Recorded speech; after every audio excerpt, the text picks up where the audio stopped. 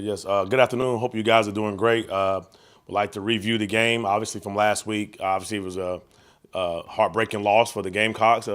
Defensively, we have some good, bad, and ugly things that we did in the football game. I think the most important thing is that we got to learn from all three of those: the good, bad, and the ugly, and just find a way to make sure we finish ball games and make sure we find a way to get a win. And I think our guys had the right mindset of attacking this week and starting on Sunday.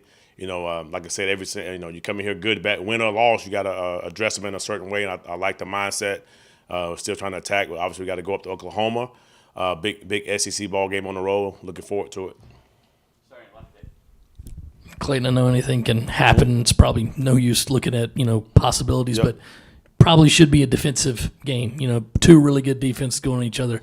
How do you talk to your defensive guys and say, like, listen, offense might be at a premium, so one blown coverage might be putting you behind? I mean, how do you kind of approach that by saying we really can't make that one big mistake this week? Yes, obviously that message kind of starts with, Coach Beamer kind of give us always, it's all three phases, first and foremost. But obviously I have a chance to speak to our guys about just how we need to play the game every single way. I mean, every single down. It's a one play at a time. It's a process that we continue, that won't change. But we definitely understand what's going on, what kind of team we're facing, and very similar football teams and however you want to look at it. But you definitely want to go out there and play every down, and it's definitely one play at a time, like it is every single week. What were the bad and ugly from last week? Were they mostly early on in those first couple drives when they were able to get touchdowns? Or I mean, our job is to critique ourselves and obviously analyze and emphasize things that we try to get better at.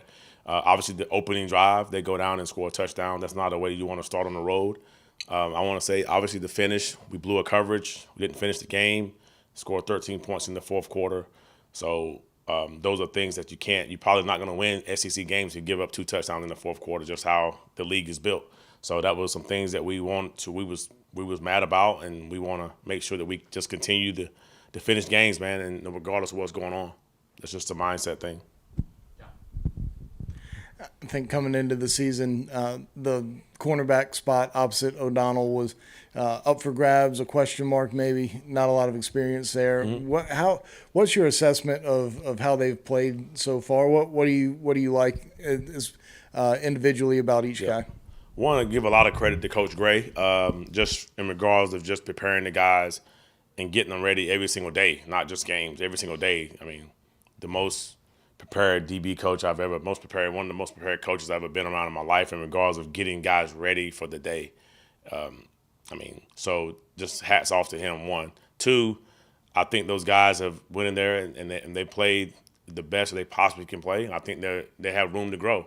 Proud of how Judge is playing. He had a great game against Ole Miss. I mean, I thought he all over the field, making tackles. They're making PBUs. I know he wants to get his pick. But just keep fighting and keep playing. I think Vakari's come in and really helped us. I also think the Emory, while he was in, he slipped on the one play. He's obviously battling some things body-wise, so make sure he's ready to go. But I'm proud of how they're playing, and I think they can only get better as it goes. At the end of the first half, they call timeout. What was your coaching point going into that, and could you have imagined that they actually threw the ball in that? I mean, I can't really tell you what I really was saying on the headsets, but my mindset was, as the clock's ticking, I'm like, okay, they're done. When they called timeout, I was like, all right, so they want more. So, and just called us a base cover 3 coverage, and our guys made a play. And obviously, it was a competitive catch. And Jalen Kilgore, who's one of our really, really good football players, young player, made a play, battled for the ball, threw the guy off. And I don't know if he ran out of bounds on purpose. I don't know if he couldn't get any more, but that was a smart play of getting out of bounds and situational awareness by him to give us an opportunity to go get 3 points. Does it give your DB room, I don't know if they need any more confidence, but the fact that they've gone up against, the LSU receivers, the Ole Miss receivers, the Alabama receivers, does it give them any confidence going forward of, like, you guys have faced the best in the country, and you performed well, like, what else could happen? Well, I think our guys are humble dudes. They understand that the life in this league is, it's up and down. It's up and down. Like, things are good, things are bad. They understand that. So, and that's our job as coaches, to keep them grounded and keep them in the right spot. When I design plays on Tuesdays and Wednesdays, I'm designing plays to beat them, so got them a couple times a day, and that's just how it is. But we try to keep them grounded, more importantly, and they understand that, once again, we're in a league where every team has a playmaker or two or three, and you got to be right on the back end, and it's all about discipline back there. One mistake is probably 6 points, so try to keep them grounded for sure. And they're doing a great job, and Coach Gray is not letting anything slide, so they're not walking around, hat on backwards and hoodies and they're going crazy and having a good old time. They still lock in and discipline, so we're not letting up on those guys.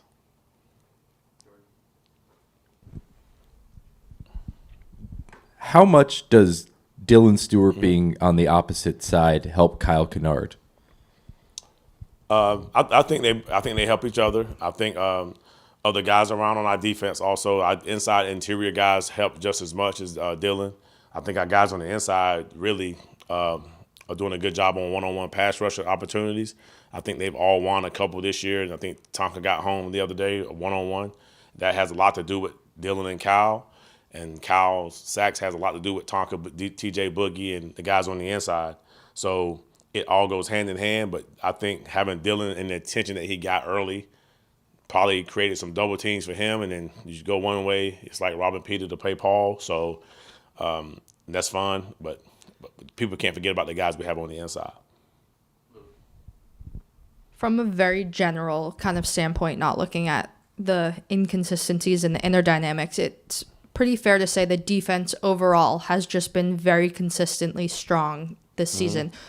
Was there a point where you kind of realized that may be the case? Why do you think that's the case? Was there, not to be cheesy, but did you ever find yourself being like, ooh, this year's going to be different? Why do you think the defense is able to perform so consistently game after game? It's a good one. I will say, as a coach, we look at things so different. Outside looking in, y'all see one thing, we see another. But we do feel like as a defense, we feel like we haven't played our best yet, to be honest with you. So that's our goal, is to, we had a couple games, couple halves, couple 3 quarters, but we want to have a complete outing one day, and just waiting for that one really. So our guys are still hungry. I guess you could say we've been consistent because of the way we practice and just how we're prepared, and the guys that we have, and they understand what it takes. That we've all been through this journey. And this journey can be rough. It's not always a nice, smooth journey, but it can be a rough journey that can make you better. This is going to be a dumb question, so I apologize. But when you are preparing for an offense that's obviously struggling, does that have a different set of challenges? Because if you're going against an offense that's performing well, you know what they do really well. Are you trying to figure out what they're going to try to do this week to get that offense going, or how does preparing for an offense that's struggling work? Don't look at it that way. We look at the personnel. We look at the coaching staff. Seth Luttrell has been a really good football coach, head coach at a couple spots, coached against him at UNC back in the day. And so I know those coaches are going to get those, get things going. And we just got to do a great job of staying ahead of what we think they're going to do. We got to go out here and tackle. We got to do a great job of staying on top. We got to do a great job on our gaps, gap integrity, run gap integrity, and executing the plan, understanding the patterns and the coverages and all the other details that go into it. So we don't really dive into if they're struggling or not, if they are, but we know that, they're still 4-2. I think they're 4-2 now. So it's a good ball club. And in their mind, they probably can be 5-1 or 6-0 knowing them. So don't really look at it that way. What did you see in Kyle at Georgia Tech that first wanted to bring him to South Carolina, and how did you envision him playing in your defense? Well, when we watched his tape, we saw a guy who found a way to get to the quarterback. He has a nice speed to power rush that we felt like we needed some a force on the edge. We knew that we had a couple of new freshmen coming in that could play for us. We weren't sure in January. So obviously we just finished a season where we weren't good at sacks and TFL, so that was a primary focus for us in this offseason, was to make sure we got another guy that can come help. And then we got Gil. We knew JT was coming back healthy, and we had a freshman coming in, and we had Elijah Davis, and we had a couple guys that we knew that was gonna. BT was back, so healthy, feeling better than he did last year. We felt like the more the better. The more the better for us, and then we figured things out, how to get him here and all that stuff. But it was a big deal, and it's how I saw him fit in our defense is being a strong side defensive end, playing the run and pass, what he's doing. Awesome, thank you. See y'all.